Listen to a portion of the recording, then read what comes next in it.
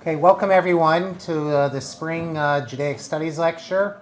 We're very fortunate tonight to have Professor Alvin Rosenfeld come to us from Indiana University. Just a word on the topic, title of the talk, The New Anti-Semitism. Jews always have been speaking about anti-Semitism, and I remember when I was a kid, every time something happens, the older generation, anti-Semitism again, and we never took them very seriously, but I think there's been a real palpable sense that in the last 10 years or so that there have been real changes, and this isn't just something that people are worried about. So we look forward to hearing from Professor Rosenfeld in just a minute or two. Just a little bit of biography. If I were to read his entire biography, his academic scholarly biography, I'd take up much of the time.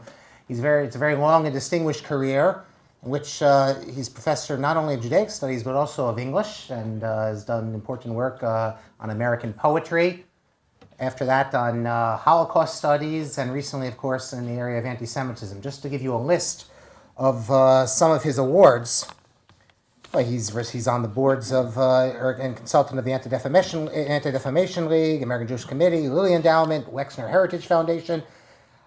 He's held a 5-year presidential appointment to the United States Holocaust Memorial Museum and currently serves on the United States Holocaust Memorial Museum's Executive Committee, and the list goes on. So without any further ado, it's my pleasure and great honor to call upon Professor Alvin Rosenfeld.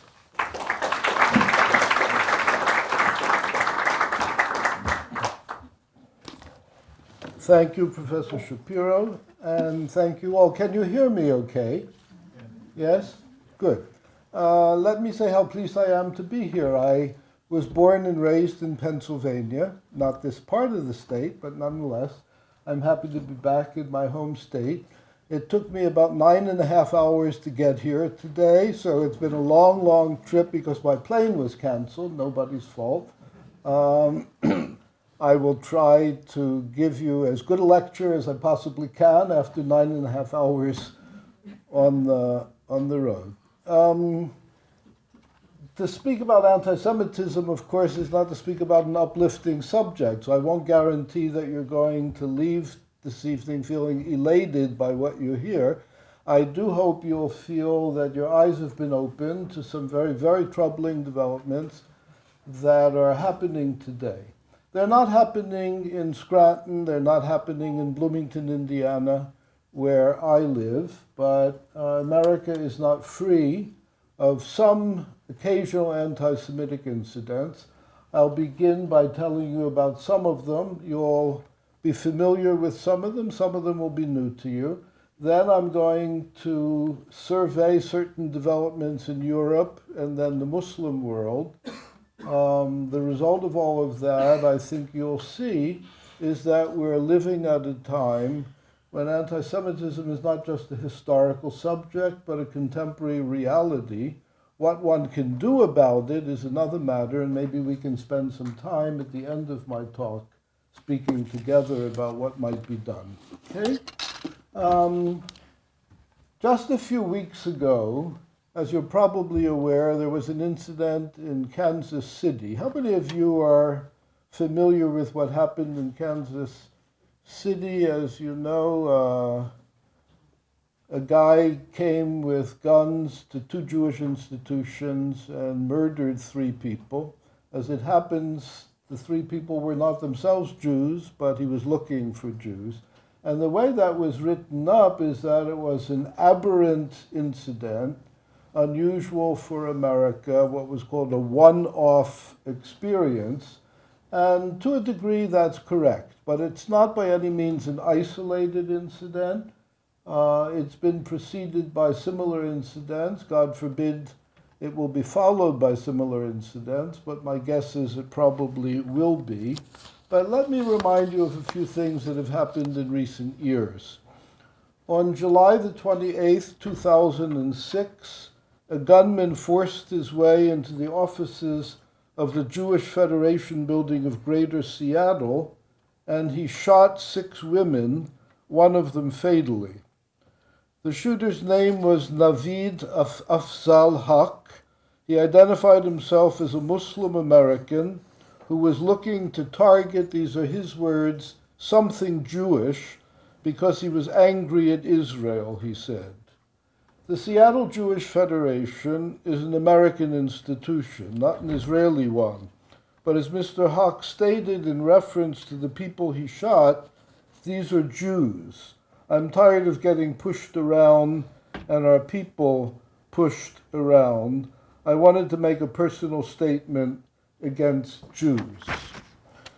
A few years after that, on June the 10th, 2009, an 89-year-old white supremacist and self-declared anti-Semite, you've not heard of his name, it's James von Brunn, entered the U.S. Holocaust Memorial Museum in Washington, D.C.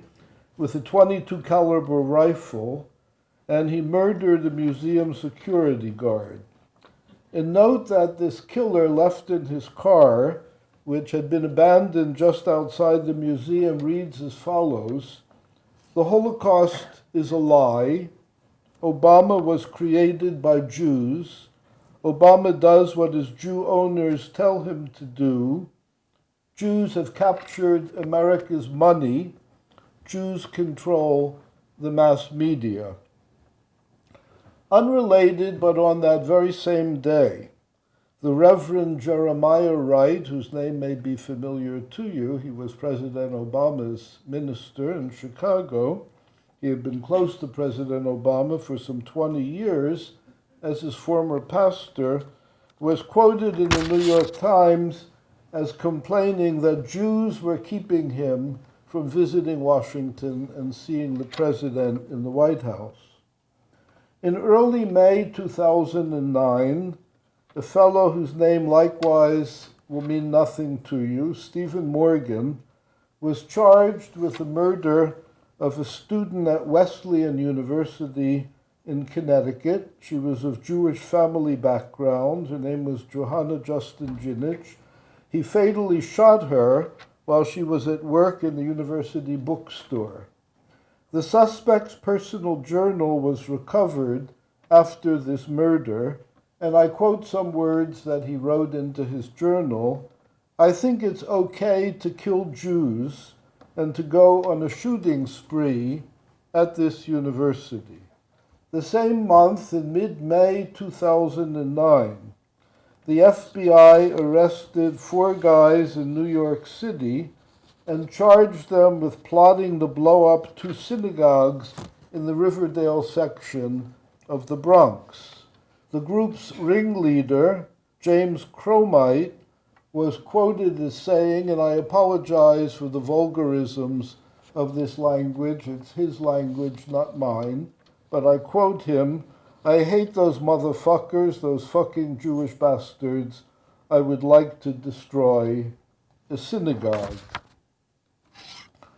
A common thread, I'm afraid, links these otherwise very separate events, and that's a newly liberated sense that it's okay to harbor hatred of Jews and to express that hatred openly in aggressive ways, even murderous ways, in our very own country. Not that it's condoned here, it's not, but we're not free of it.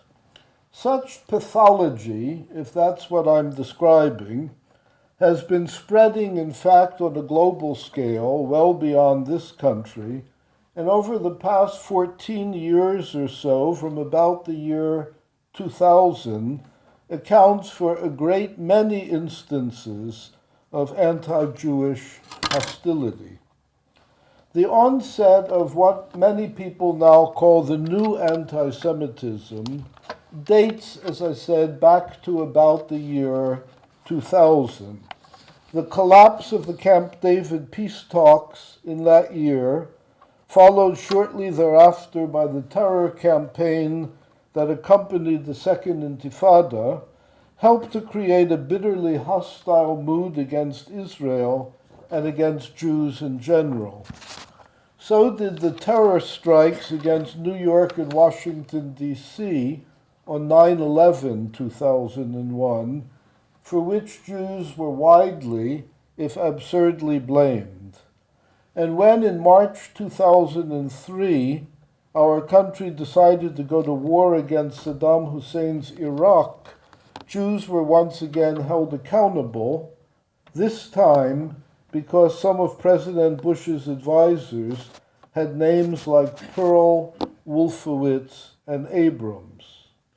The fighting between Israel and Hamas in 2009, which had been provoked by thousands of rockets fired into Israel from Gaza, exacerbated this ugly and increasingly aggressive mood.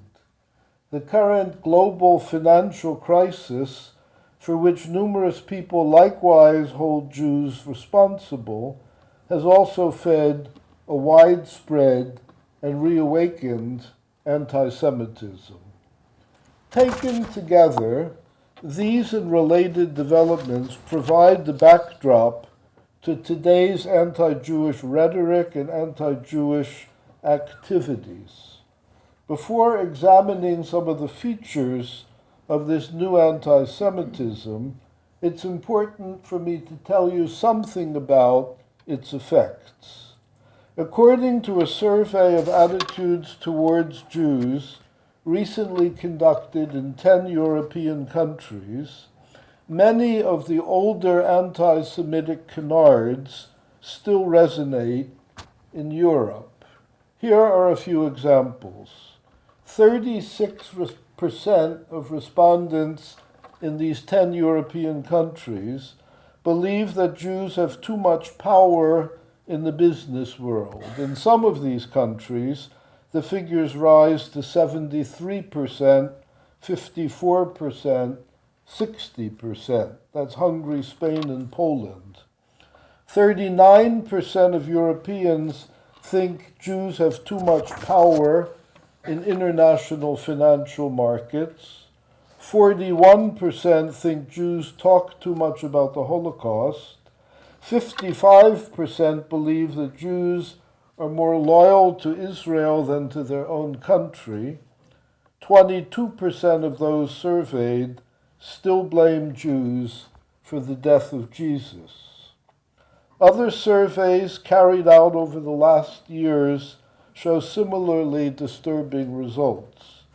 And polls conducted in Muslim and especially in Arab countries indicate attitudes towards Jews that are still worse. The result of all of this is that there is a resurgence of anti-Semitism today, and while much of it may resemble the anti-Semitisms of the past, certain features of present-day hostility to Jews, Judaism, and the Jewish state seem new. One is that Jew hatred, like everything else today, has been globalized, and it leaps effortlessly across borders. In the past, antagonism to Jews tended to take the form of more localized activities, but thanks to the internet and other global media, anti-Semitism now belongs to the world at large. With the press of a computer key, it can be accessed and distributed in a flash. The number of internet websites, for instance, that carry hatred of all kinds grows each year, and as a consequence, anti-Semitic messages proliferate in cyberspace today like nowhere else. Two, while drawing on the same repertoire of fabricated claims against Jews as existed in the past, namely that Jews are accused of being clannish, conspiratorial, money-hungry, manipulative, predatory, treacherous, etc., anti-Semitism evolves.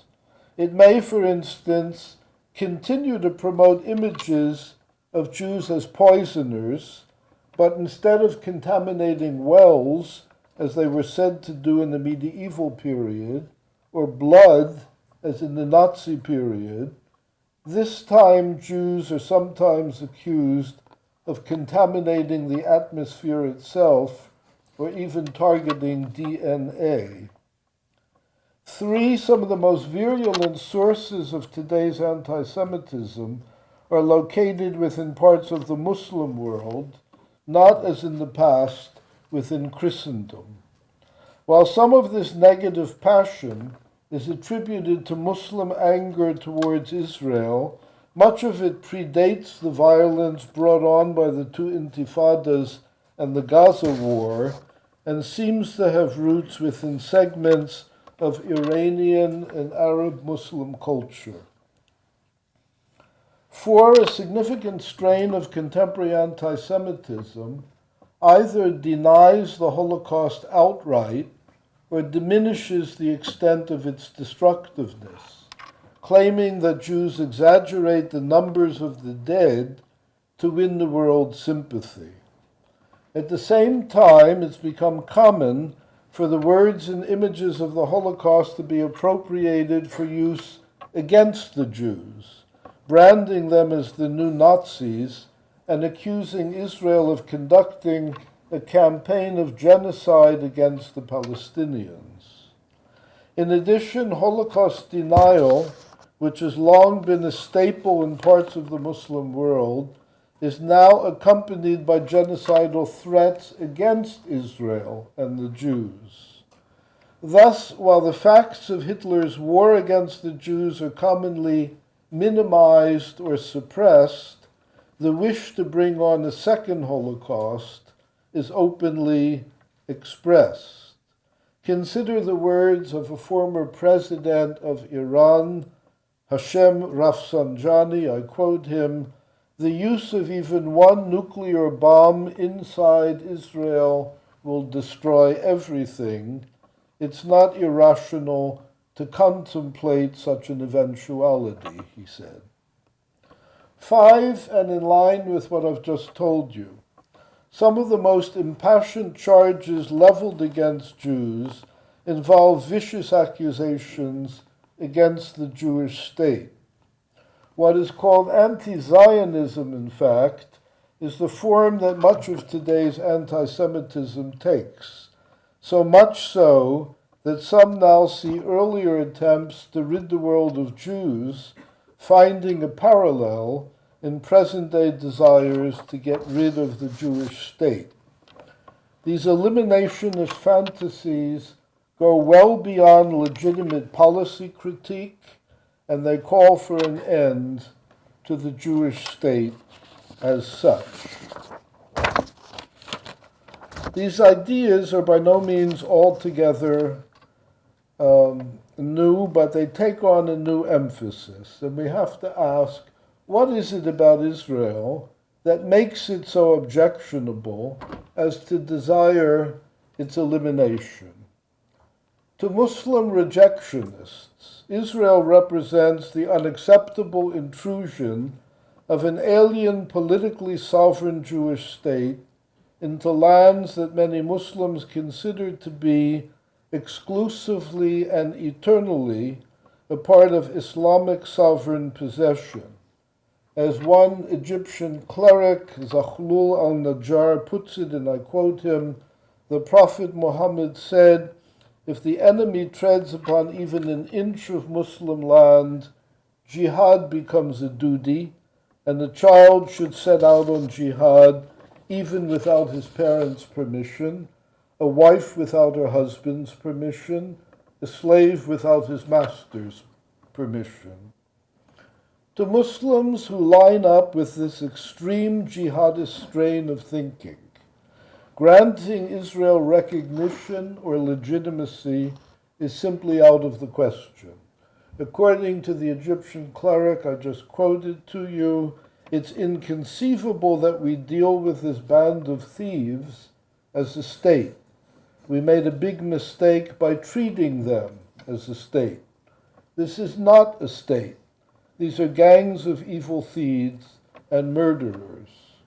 And to quote a far more prominent Islamic teacher, Sheikh Yusuf al-Qaradawi, arguably the leading Sunni theologian today and a major spiritual leader of the Muslim Brotherhood, and I quote Qaradawi's words to you, "O Allah, take this oppressive Jewish band of people, do not spare a single one of them.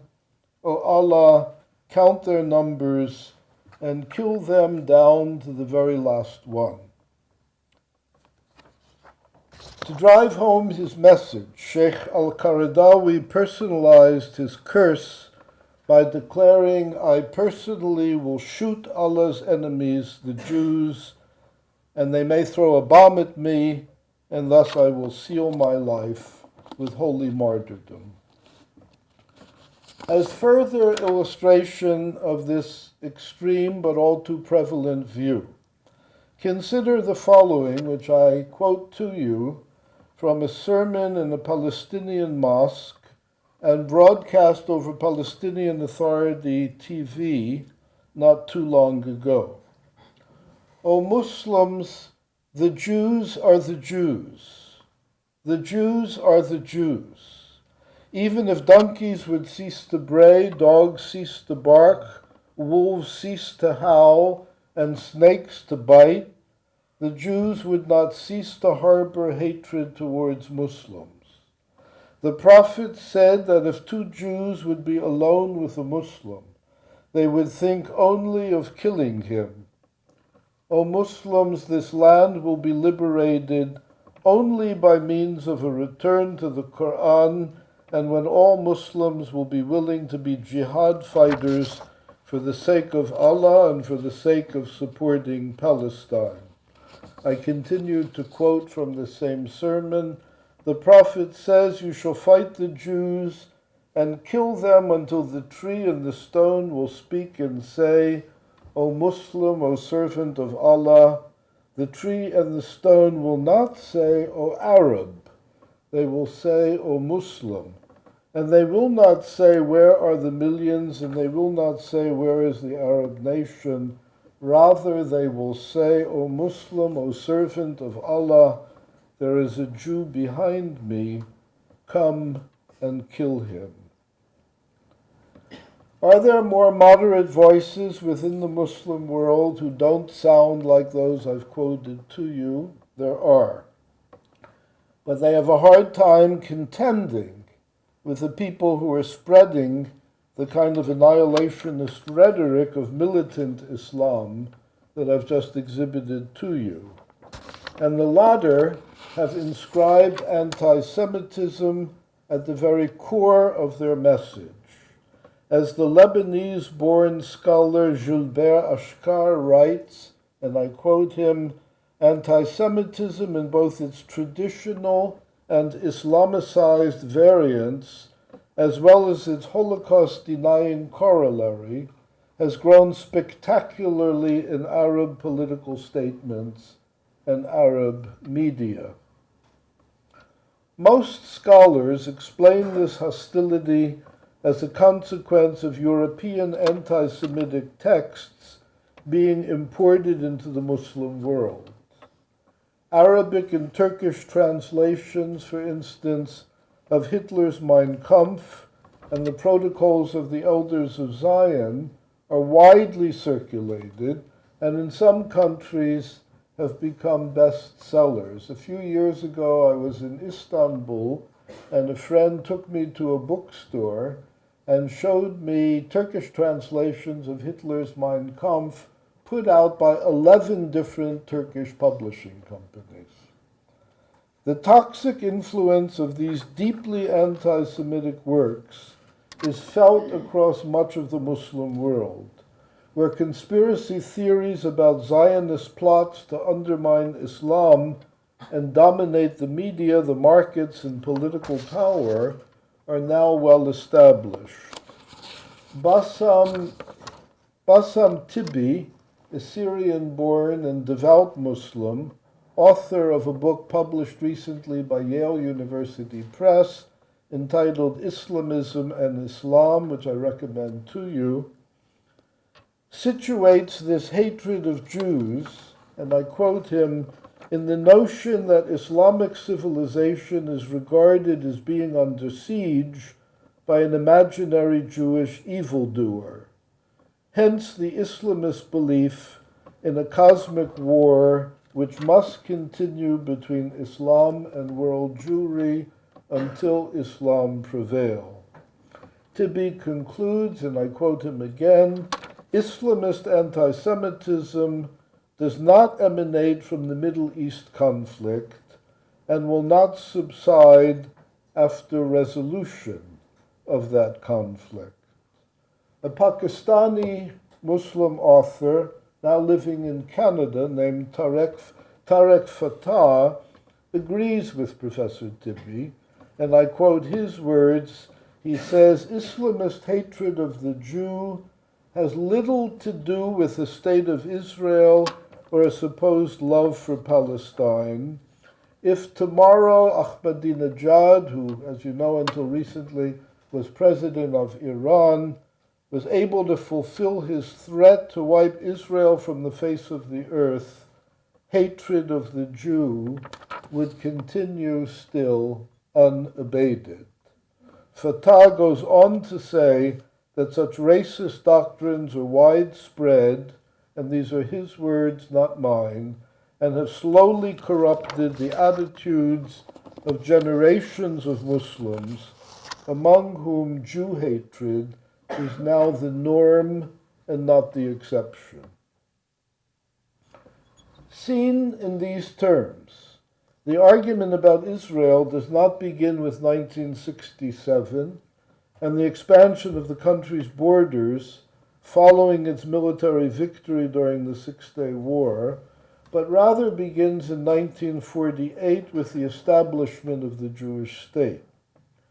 This dimension of the debate, in other words, is not essentially political, involving problems that might be solved through the give and take of normal diplomatic negotiations, but it's religious and ideological, involving the very existence and legitimacy of the Jewish state.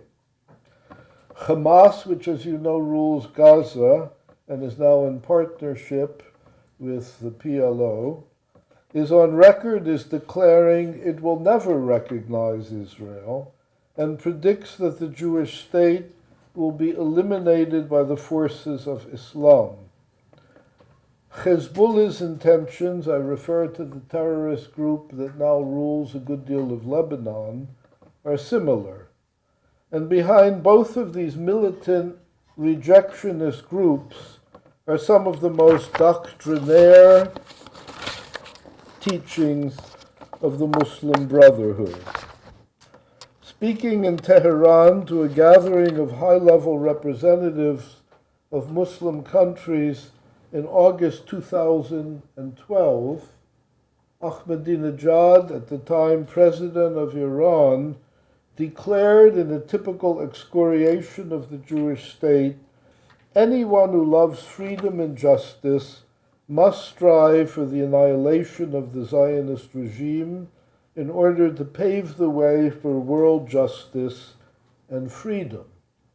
In a widely publicized speech a few days later, he proclaimed, the very existence of the Zionist regime is an insult to humankind and an affront to all world nations, and he likened Israel to what he called a cancerous tumor that needed to be excised. As reported, his audience typically cheered him with vociferous shouts of death to Israel and death to America. Europeans, in the main, do not think about Israel in the terms I've been presenting to you. But for a variety of other reasons, Israel has increasingly lost favor in European eyes. Among numerous factors that work to shape a negative public opinion of Israel, three in particular are worth stressing.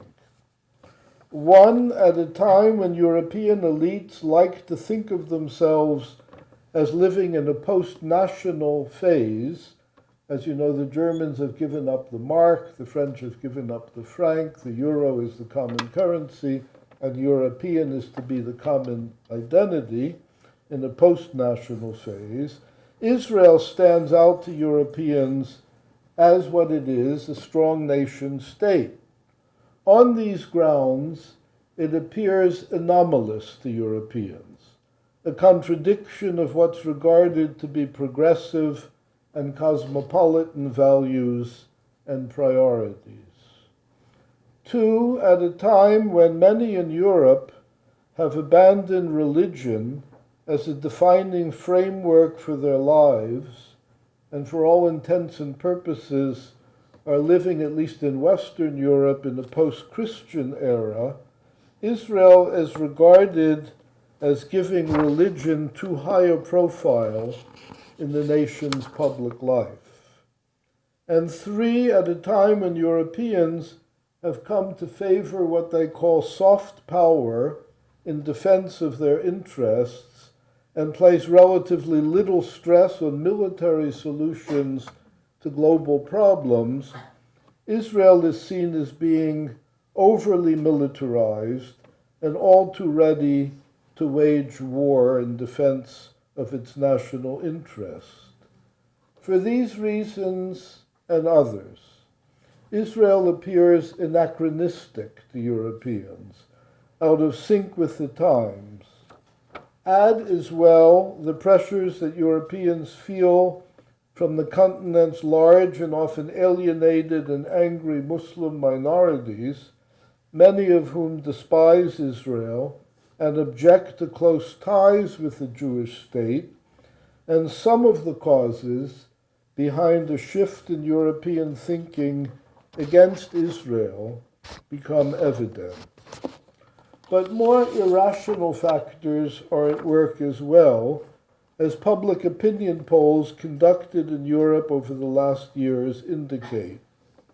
A relatively recent opinion poll in Germany, for example, shows that more than 50% of Germans equate Israel's policies towards the Palestinians with Nazi treatment of the Jews. 68% of Germans say that Israel is waging a war of extermination against the Palestinian people.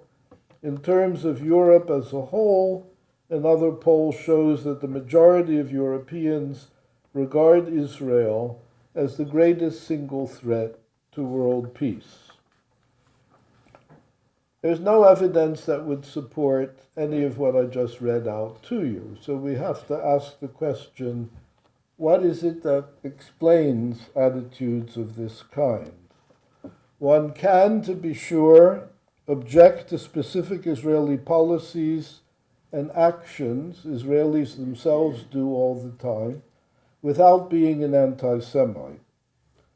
But to call into question the Jewish state's legitimacy and right to continued existence, to vilify it as a racist state akin to apartheid South Africa, and condemn it for allegedly carrying out systematic programs of ethnic cleansing, to target it for boycotts, divestment campaigns, and other forms of punishment that would make of Israel an outlaw or pariah nation, and to associate it with the murderous symbols and genocidal aims of Nazi Germany, to do any or all of these things is to move well beyond what is often called criticism of Israel.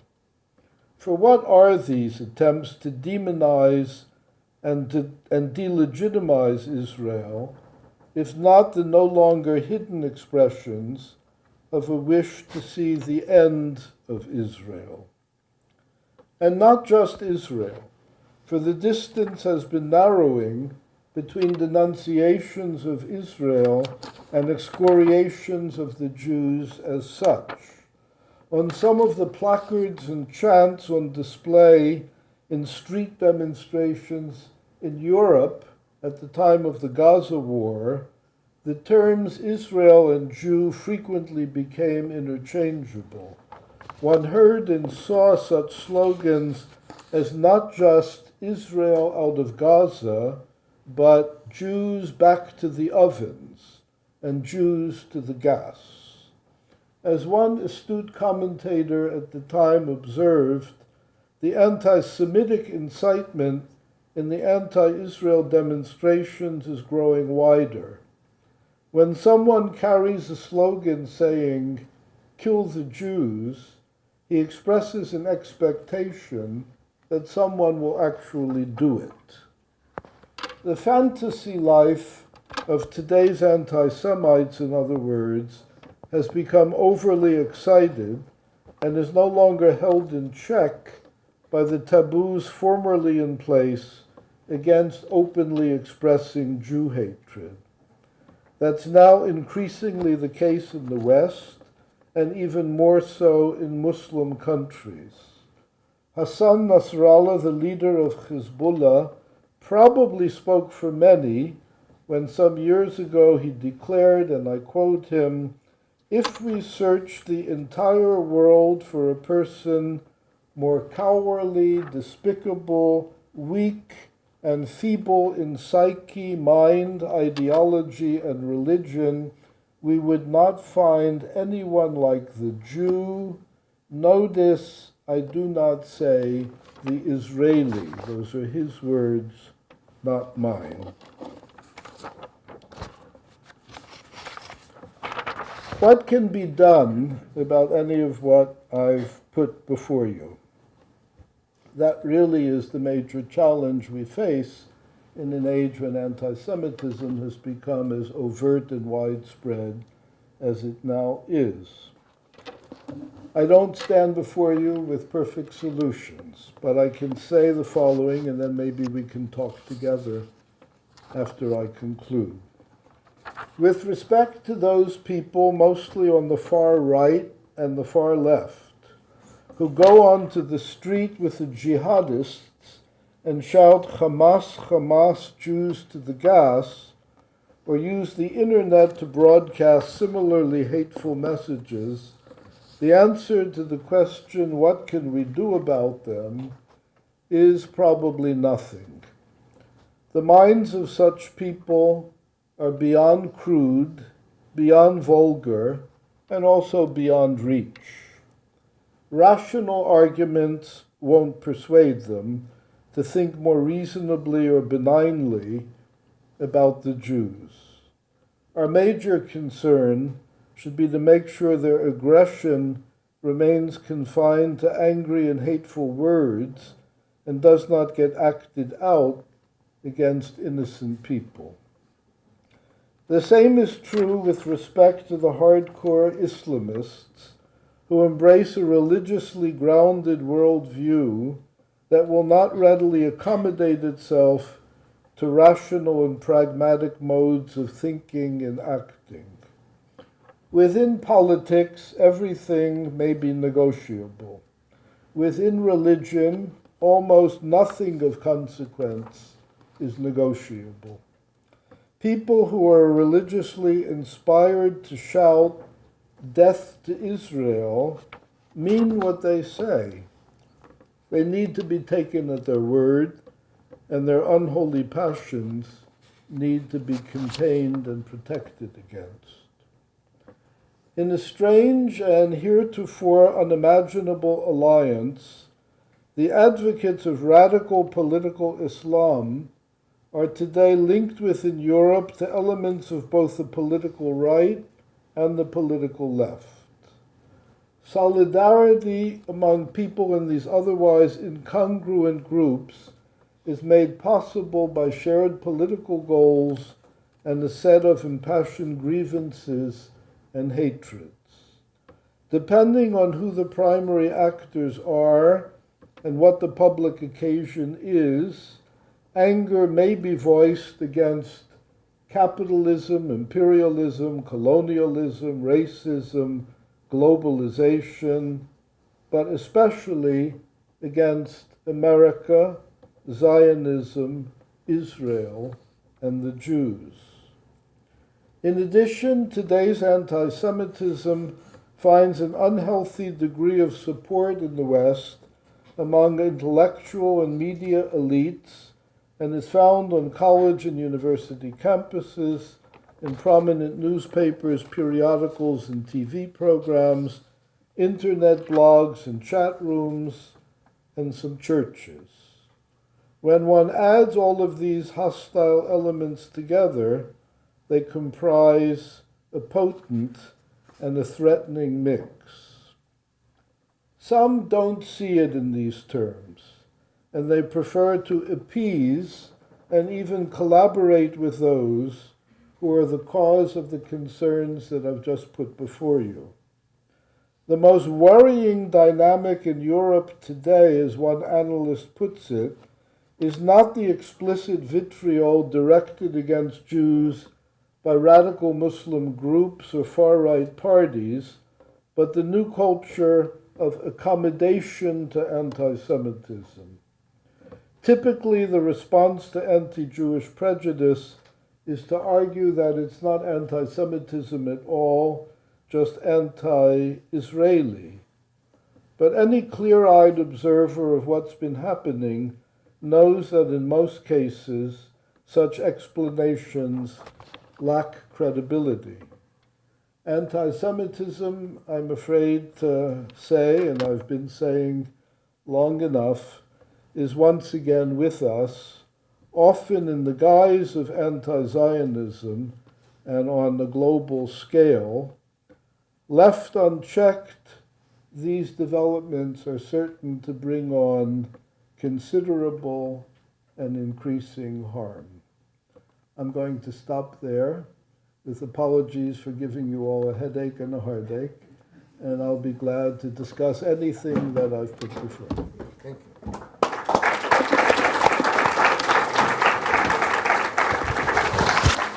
Okay, so I'll open it up to the floor for comments or questions. Yeah, Mark? Professor, I've listened to everything that you have said, and you have done an excellent job in translating what the Persians are saying to their people and what the Arabs are saying to their people. I'm not sure you can answer this question, but why is it that we never read these truisms in the pages of the New York Times?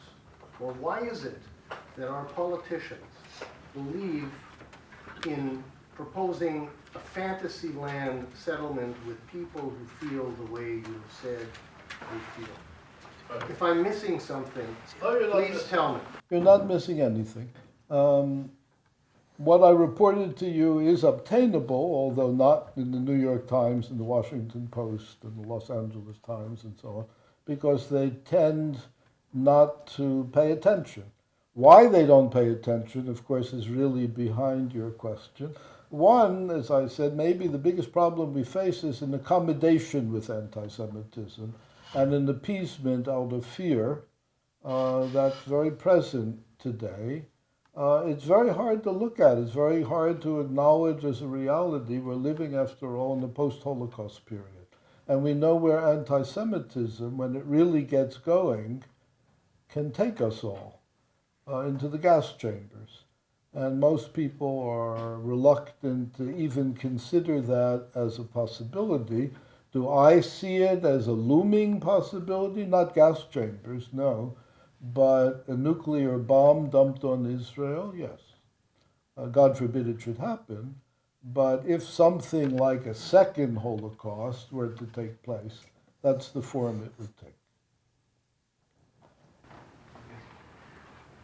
Taking what you've said on the subject of anti-Semitism in Europe, and talk for a moment about this anti-Semitism in this country. You have Israel, which has the largest amount of Jews in the world.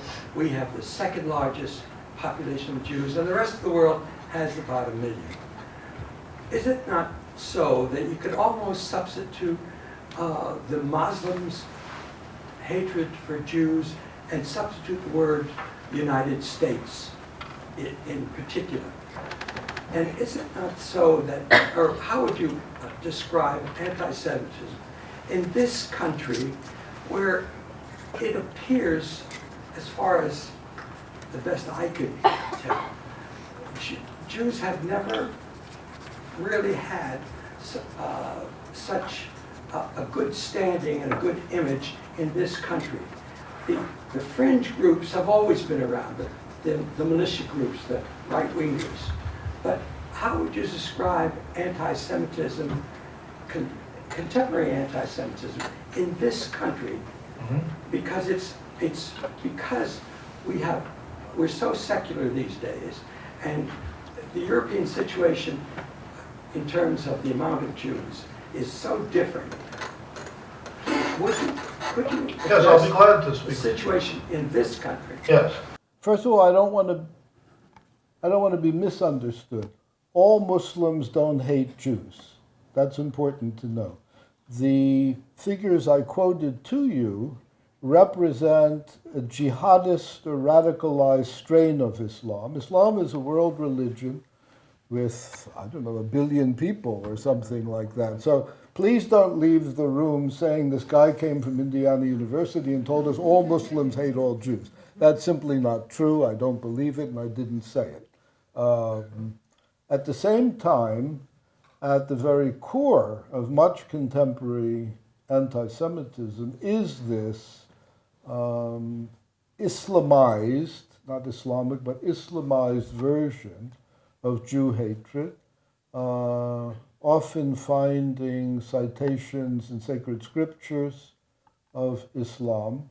And that's a serious problem. But your particular interest is in anti-Semitism in this country.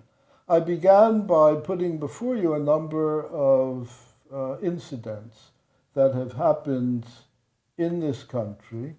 They don't represent by any means at all the tenor of social life in America. When they do happen, they win no favor at all. They're condemned. I don't see it as endemic. I don't see it as part of any kind of systematic ideology that many Americans embrace. I'm not talking about the KKK people and various far right-wing militia groups and the like, but those are marginal. That's true.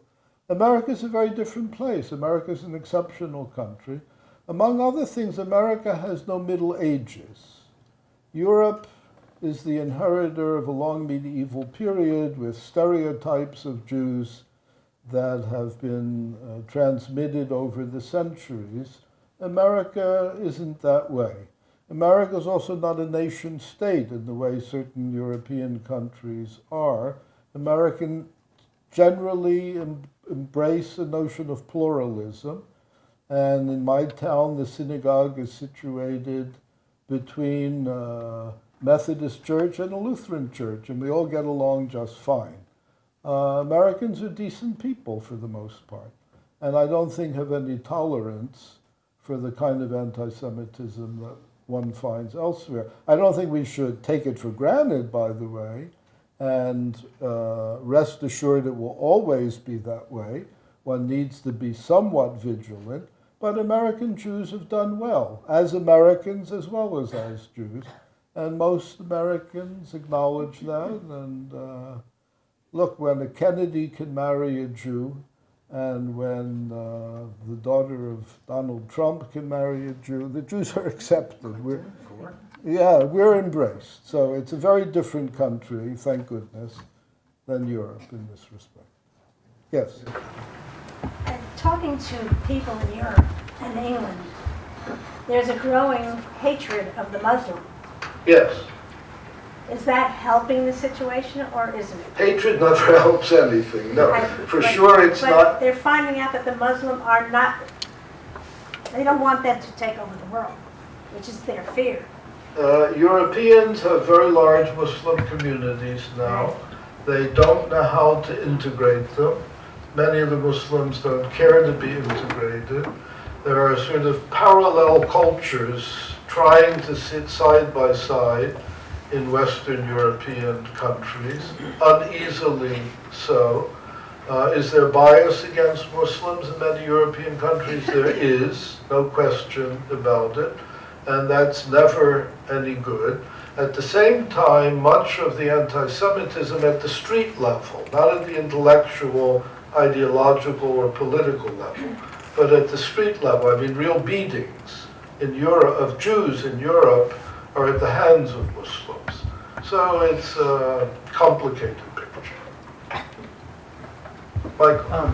A few of the examples you mentioned were of those that many would take to be criticism of Israel, and you were suggesting that they go a step beyond usual criticism of Israel, Yes.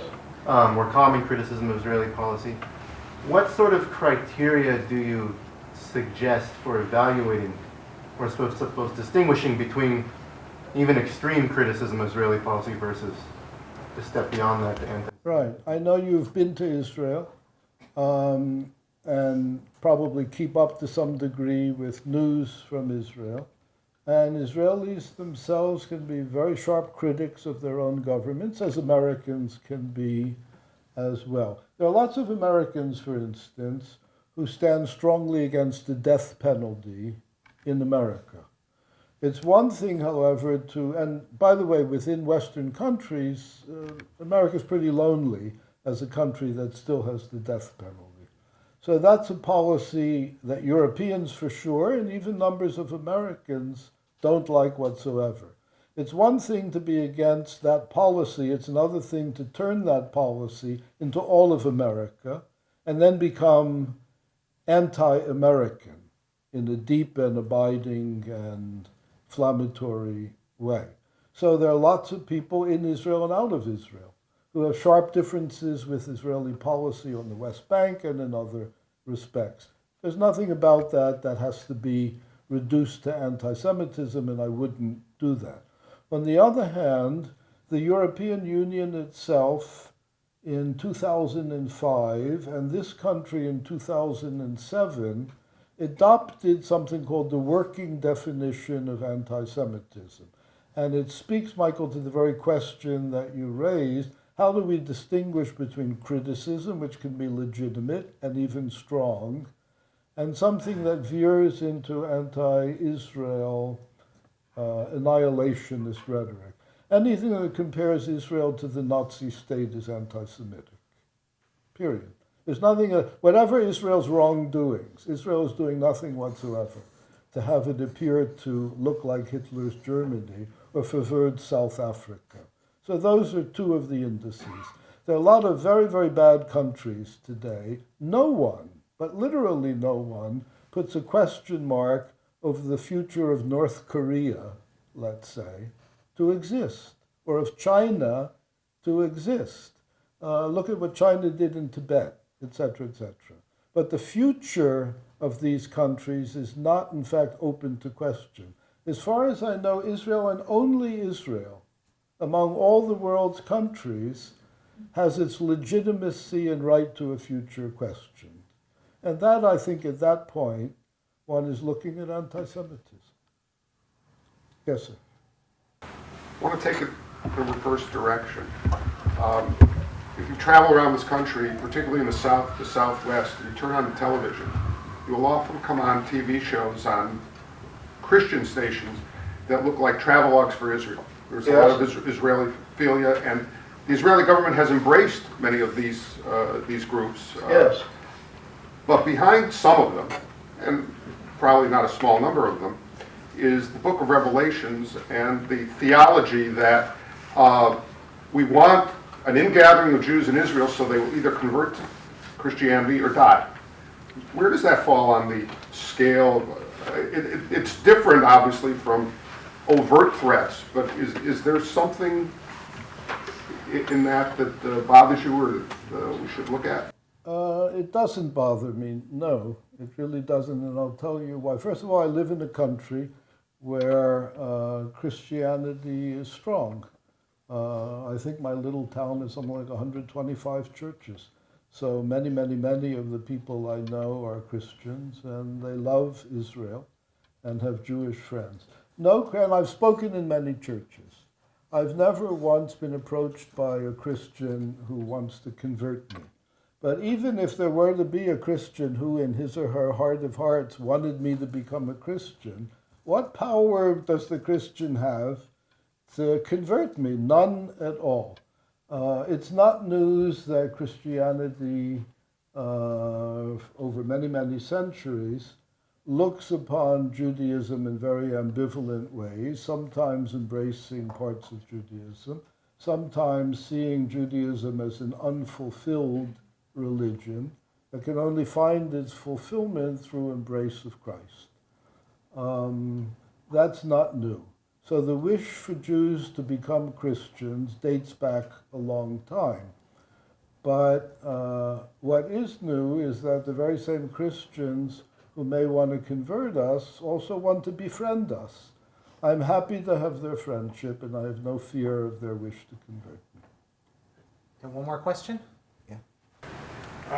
We're sitting in a university, Yes. a very, as it happens, a very fine local university. The BDS movement, you haven't mentioned anything about that. That's in Yes. so many of our universities today. You'd like me to speak to the BDS movement? Yeah, because I mean that's part Sure. of it. I take it, by the way, that does not have a presence here, am I correct? No present. No presence here. Yeah, nor does it at my own university. For those of you who may not be familiar with these initials BDS, there is a movement afoot, which is gaining momentum actually on a number of campuses, for students to get their universities to boycott, divest from, and sanction the State of Israel. It recently came to a head a few months ago at the annual meeting of the National Association of American Studies, whose professors approved a resolution to boycott Israeli academic institutions. The president of my own university, Michael McRobbie, a good Irishman, was among the very first in the country to come out with a statement condemning this resolution, disassociated our university's American Studies Association from that whole business, and stands firmly on the side of academic freedom. He's not doing the Jews or Israel a favor. What he's doing is endorsing the very raison d'etre of the American university, a place where ideas can be shared, debated, hassled over, but in a spirit of free inquiry. And boycotts defeat that. And President McRobbie was among the first, but now over 200 American college and university presidents have condemned this action. So for the moment, it's going nowhere, but it will not disappear. It will continue to gain support. The chief support of the BDS comes from two groups: radicalized Muslim students on campuses and left-wing American radicals. That's it. Let me just ask one final question before we leave. I'm just curious about this alliance between the radical left and the Islamic extremists, you could say, which have nothing in common when it comes to gay rights, when it comes to women's rights, any of these areas. Is it only hatred for Israel, qua the Jew, that brings this, or are there other factors here? Right. No, you're asking a necessary question. It is hatred for Israel, but it's not only hatred of Israel. Excuse me. So-called anti-Zionism. And by the way, people who say they're anti-Zionists often know nothing at all about Zionism. So it's not really that they're anti-Zionism. If anything, you need to put the emphasis on the anti that precedes the hyphen rather than the Zionism that follows it. But anyway, this so-called anti-Zionism often goes hand in hand with anti-Americanism, which is to say it goes hand in hand with anti-capitalism, anti-globalization, anti-imperialism. These are the virtues of the left. To a degree, they're the virtues of part of the radical Muslim world as well, which has not been faring well in the modern world as such. Bernard Lewis's book, What Went Wrong, in fact, looks in these directions. So these two groups, which otherwise would have nothing to say to one another, that would be benign, positive, friendly, link up on the basis of a whole gestalt, a whole configuration of antis. Yes, anti-imperialism, colonialism, Americanism, Semitism, and so on, which means it has some real force behind it. Well, I want to thank Professor Rosenfeld so much for coming out here. Thank you.